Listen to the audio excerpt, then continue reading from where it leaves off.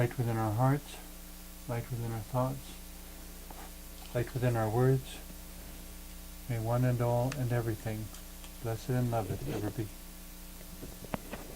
Welcome. I am Sister Who. With me today on the show, I have my friend Lyle Tautfest, who is a clinical hypnotherapist and psychotherapist. And what we wanted to talk about today, well, to lead into it, so often we go through the motions of daily life, and we may live in agrarian or farming community or farming areas out of the city. We may live in a city, wherever. The underlying dynamics, so often we don't even think about because they're so basic. We just take them for granted and don't pay any attention. Like, they're as noticeable as the wallpaper in the room. What we want to talk about today was the basic element of trust. When is it there? When is it not? How important is it? All sorts of things. In my mind, trust is much more pervasive than people realize because no human society could function without it. No, anytime you've got two people, you have to have trust immediately. If there is no trust, then you have nothing but competition and being adversaries.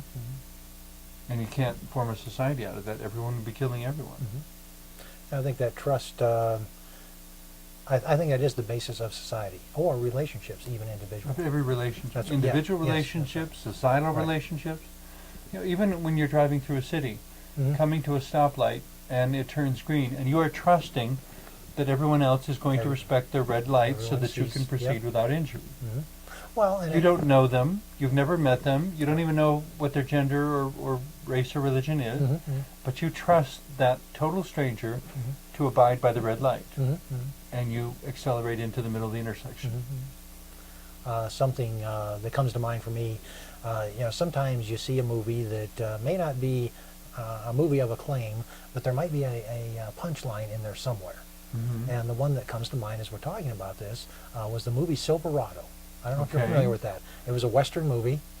I've heard of it numerous times. I'm not remembering all the details. Well, and the one thing, the gem that I took out of there was these cowboys out in the middle of the western desert riding along, and they find another cowboy that is buried in the sand up to his neck. Okay. And they stop and they discuss whether they're going to dig him out or not. And he's being sort of non-committal about it. Well, okay, either you're going to dig me out or you're not. I have no control over any of this. And so finally they do dig him out. And they're feeding him and giving him water and asking him how in the heck he wound up in that predicament. And he said that 3 guys came riding into his camp the previous night, and he just welcomed them, to sit down, drink some coffee, get some food. And in the morning, they'd gotten up, they'd stolen everything he had, took all of his clothing, everything, and buried him in the sand. And one of the other cowboys that rescued him said, "What were you thinking, of taking those people in like that?" And his response was, "Well, my philosophy, either I trust everybody or I trust nobody. I would much rather live in a world where I trust everybody." Even though it put him in danger, even though it put his life in jeopardy, he hadn't changed his attitude at all.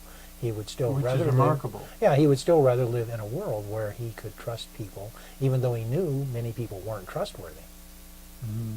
But for him, that was the way I preferable. phrased it is that I decided long ago that I'd rather be a victim than a cynic. It's the same concept. Yes.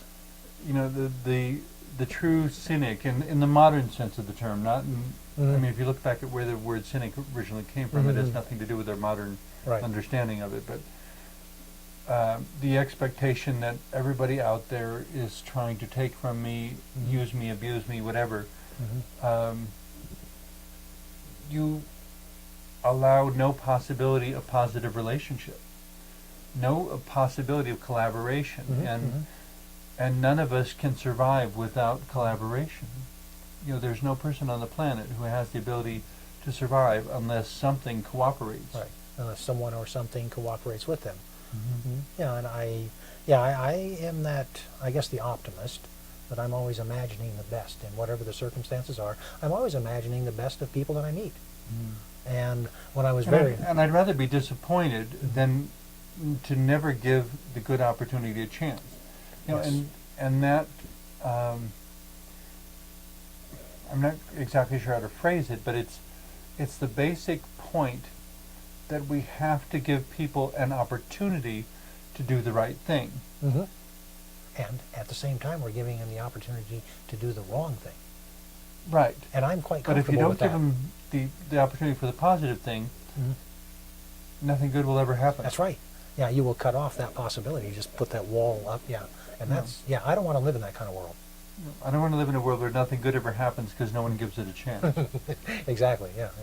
You know, and hopefully over time we learn how to be more wise about how we do that and how to do it in a way that encourages people, giving them incentive to Mhm. take advantage of the good opportunity. Mhm.